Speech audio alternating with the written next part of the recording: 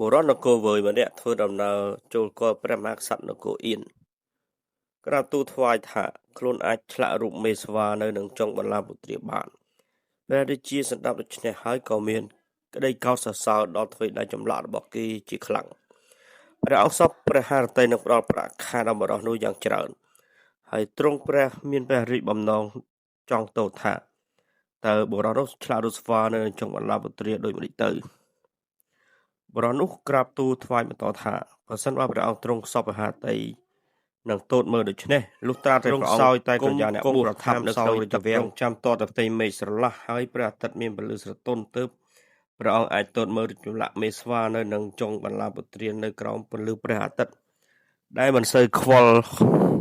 ដែលមិនសូវភ្លឺហួសហេតុពេកក្រាបទូលដោយហេតុនេះព្រះអង្គទ្រង់ព្រះរាជទានសម្ពុតអាវអាហារល្អៗដល់បុរសនោះ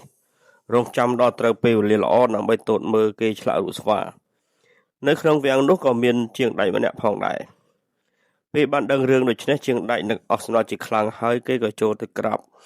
ទូលដល់ព្រះមហាក្សត្រថាទូលព្រះបង្គំមានមុខរបរធ្វើជាជាងផលិតកំបិតនិងដែកឆ្លាក់គ្រប់បែបយ៉ាង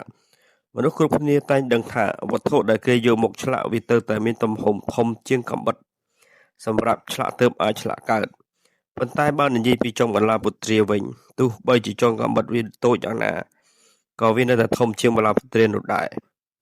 ដូច្នេះតើគេអាចឆ្លាក់រូបមេស្វាដូចម្តេចទៅព្រះអង្គ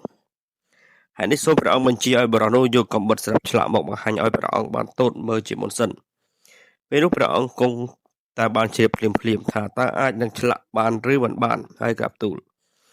ទ្រង់ព្រះសណ្ដាប់ដូច្